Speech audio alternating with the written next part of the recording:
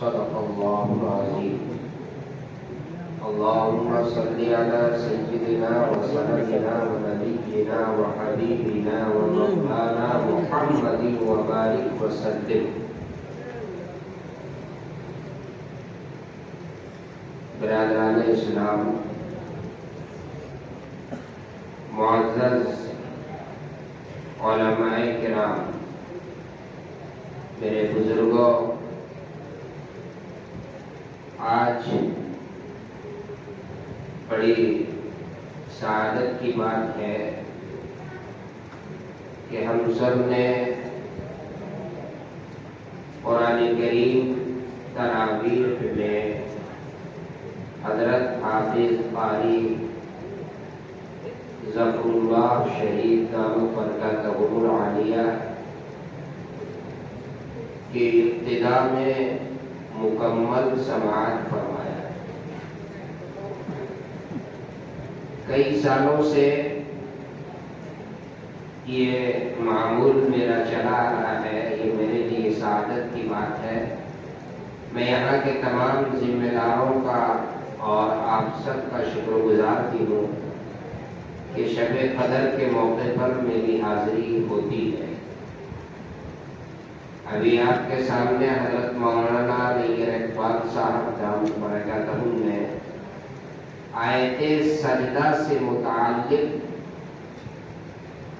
قیمتی گفتگو فرمایا اور آپ لوگوں کو متوجہ فرمایا. دوران گفتگو انہوں نے یہ فرمایا کہ چونکہ ہم سب عجمی لوگ ہیں، عربی نہیں سمجھتے ہیں، اس لیے بہت سی چیزوں کا علم ہمیں نہیں ہو پاتا. جب جہالت کہیں زیادہ ہوتی ہے تو جہالت میں عجیب عجیب لطیفہ بھی پیش آتا ہے. مجھے یاد آیا، ایک گاؤں میں اتفاق سے ایک مولوی صاحب کا گزر ہوا. ظہر کا وقت ہو گیا اور مسجد سے کوئی اذان کی آواز نہیں آئی. وہ دیکھتا رہا کہ وقت پورا ہو رہا ہے اور کوئی اذان دینے والا نہیں ہے، تو اس نے اذان دی. اذان دینے کے بعد پورے گاؤں کے لوگ مسجد میں آ گئے اور حیرت کی نگاہ سے ان کو دیکھنے لگے. پہلے تو انہوں نے یہ سوچا کہ سب نماز پڑھنے کے لیے آئے ہیں، لیکن بعد میں پتہ چلا کہ نہیں، نماز پڑھنے کے لیے نہیں آئے ہیں، معاملہ کچھ اور ہے. پوچھا کہ کیا بات ہے؟ تو ان لوگوں نے کہا اصل بات یہ ہے مولوی صاحب، ہمارے گاؤں میں کوئی ایک آدمی ایسا نہیں ہے جو اذان پڑھنا جانتا ہو. اس لیے ہم لوگ سب تعجب سے آپ کو دیکھ رہے ہیں کہ یہ اللہ کا بندہ کہاں سے چلا آیا جس نے اذان دی.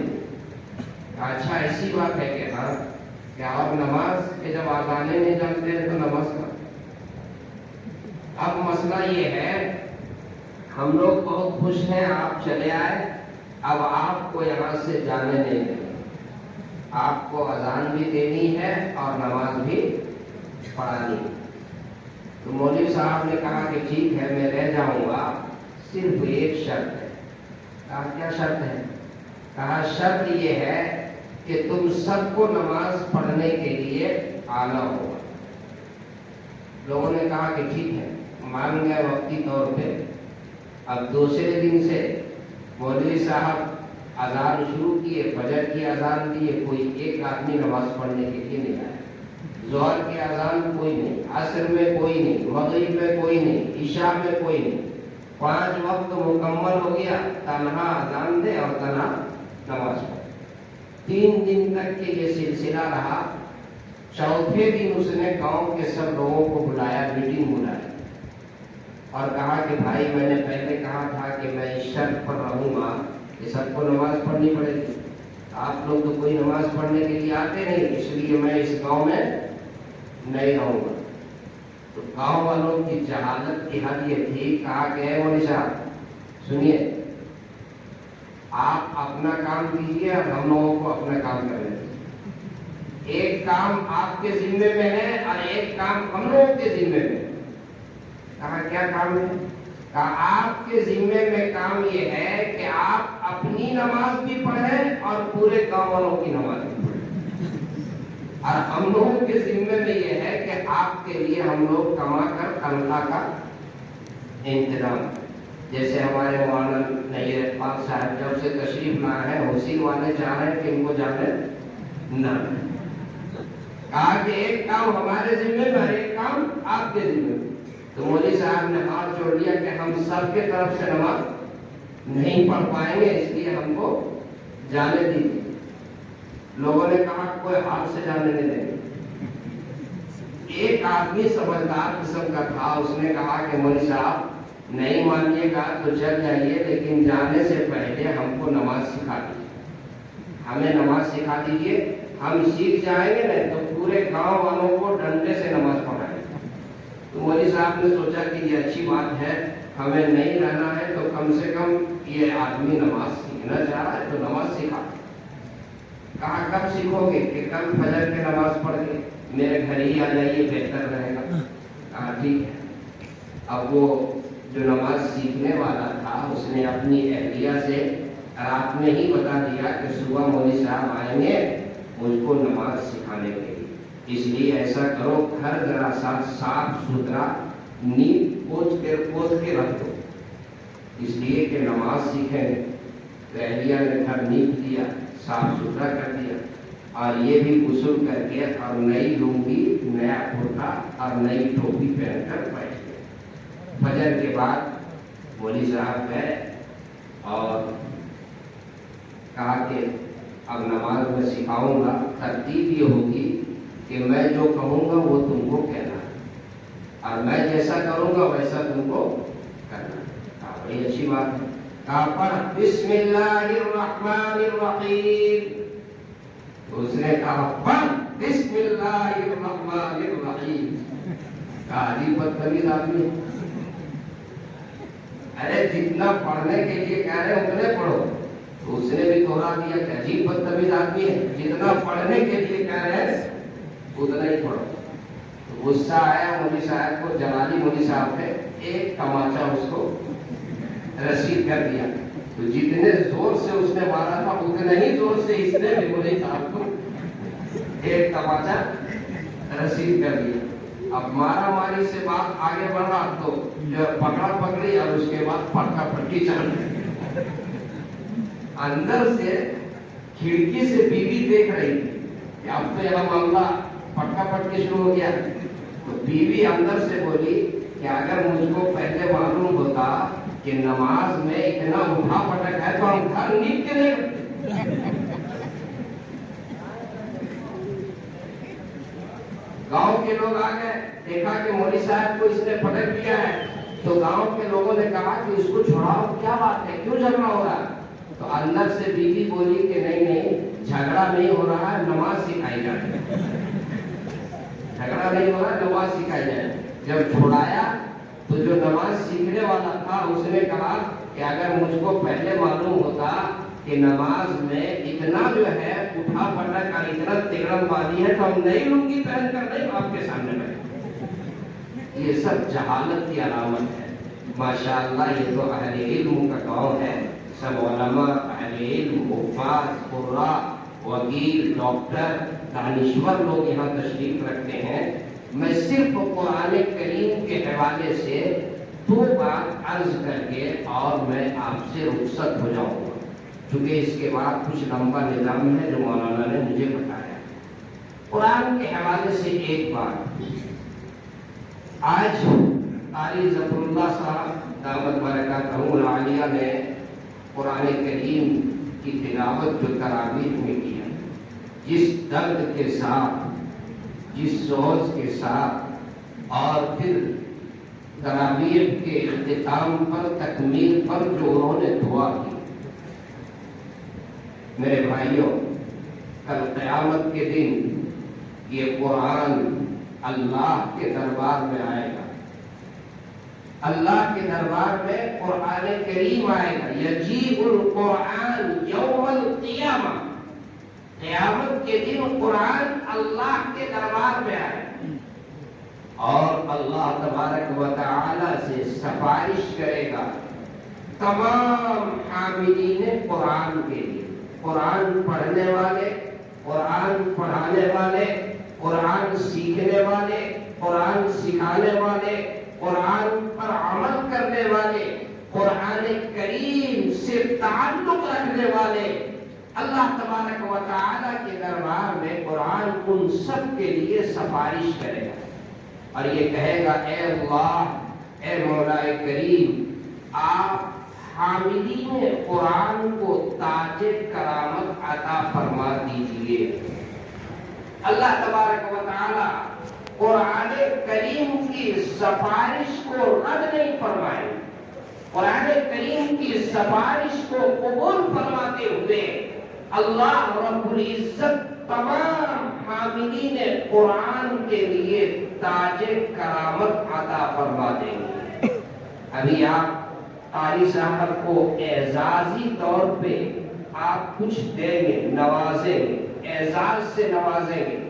یہ تو ایک دنیاوی اعزاز ہے، آخرت میں اللہ رب العزت کے یہاں کیا اعزاز ہوگا، اس حدیث کی روشنی میں میں آپ کو بتا رہا ہوں کہ جب قرآن اللہ سے سفارش کرے گا تو اللہ تبارک و تعالی قرآن کی سفارش پر تمام حاملین قرآن کریم کو ایک تاج کرامت عطا فرما دیں گے۔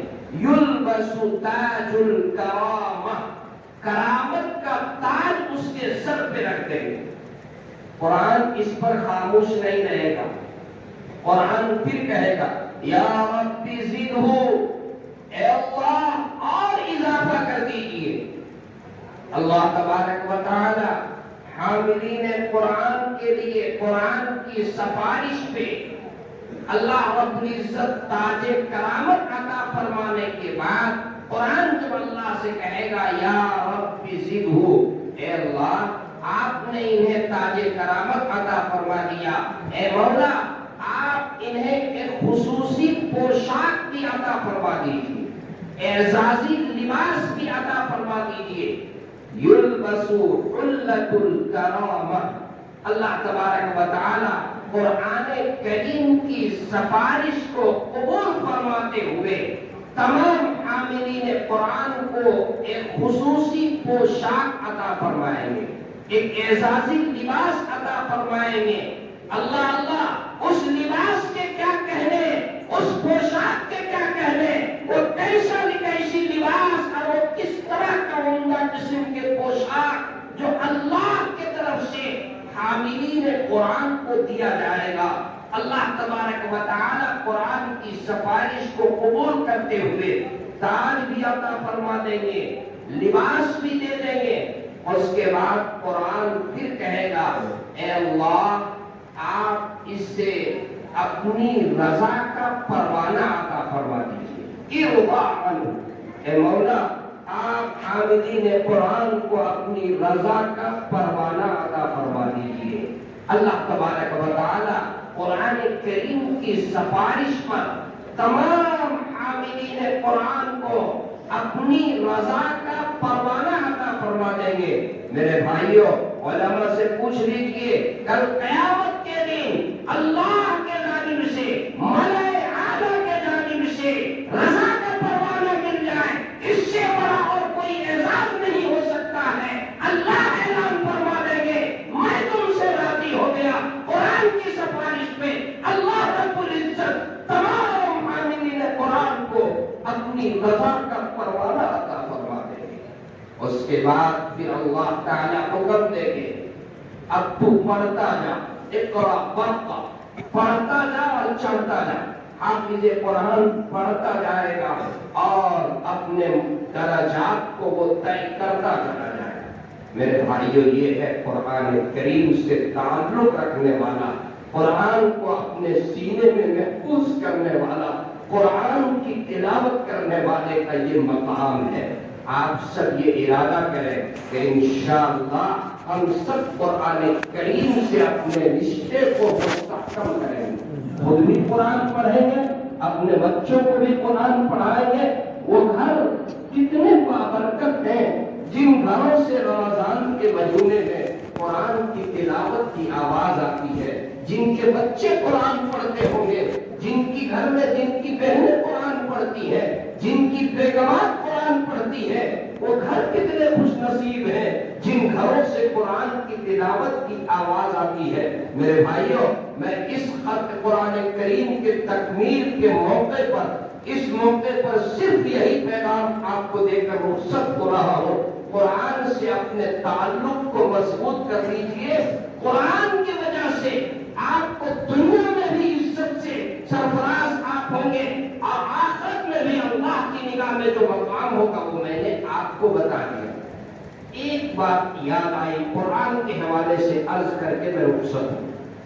ایک غلام بہت مشہور ہے، مدینہ منورہ، مدینے کے بازار میں ایک کالا کلوٹا غلام۔ یہ میں اس لیے بتا رہا ہوں تاکہ قرآن سے ہمارا آپ کا تعلق مضبوط ہو جائے، اور جو حافظ قرآن ہیں، جو قاری قرآن ہیں، جو قرآن پڑھنے والے ہیں، جو قرآن پڑھانے والے ہیں، ان علماء سے آپ کا تعلق مضبوط ہو اور ان علماء کو آپ محبت کی نگاہ سے دیکھنے لگے۔ اس لیے میں آپ کو بتا رہا ہوں قرآن کی وجہ سے اس کا کیا مقام ہے اللہ کی نگاہ میں۔ ایک غلام مدینے کے بازار میں کھڑا ہے، ایک دن گزر گئے، 2 دن گزر گئے، 3 دن گزر گئے، کالا کلوٹا غلام ہونٹ لٹکا ہوا ہے، پیٹ اندر جا رہا ہے، چہرے کا رنگ اڑا ہوا ہے، کوئی پوچھنے والا نہیں، کھڑا ہے۔ اچانک ایک خاتون وہاں سے گزرتی ہے، وہ خاتون اس سے پوچھتی ہے کیا بات ہے نوجوان، کیوں یہاں پر کھڑا ہے؟ کہنے لگا اصل بات یہ ہے میں ایک غلام ہوں اور میں بکنے کے لیے کھڑا ہوں، میرے آقا نے مجھے بیچنے کے لیے یہاں کھڑا کیا ہے، کوئی خریدار نہیں، کوئی لینے والا نہیں ہے۔ اس خاتون کو اس پہ رحم آ گیا اور اس نے اس کو خرید لیا۔ القصہ مختصر یہ ہے کہ جب اس کو خرید لیا اور پھر اس خاتون کی جب شادی ہو گئی، اور شادی کے بعد جب ان کے شوہر ایمان لائے، خاتون نے بھی ایمان لائے اور اس غلام نے بھی ایمان لے آیا، اس کے بعد وہ غلام جن کا نام تھا سالم، وہ اللہ کے نبی صلی اللہ علیہ وسلم سے قرآن سیکھنے لگا، قرآن پڑھنے لگا۔ ایک روز قرآن کریم کی وہ تلاوت کر رہا تھا نا، بہترین لہجے میں، شاندار لہجے میں، اتنی اچھی آواز تھی۔ اللہ کے حبیب نے فرمایا سالم تو قرآن پڑھ کے مجھے سنا، قرآن پڑھ کے تو مجھے سنا۔ چنانچہ جب انہوں نے قرآن پڑھ کر کے سنایا تو اللہ کے حبیب نے فرمایا الحمدللہ الذی جعل فی امتی مثل ھذا، اے اللہ تمام تعریف اس پروردگار عالم کا جس نے میری امت میں اس جیسا قرآن پڑھنے والا۔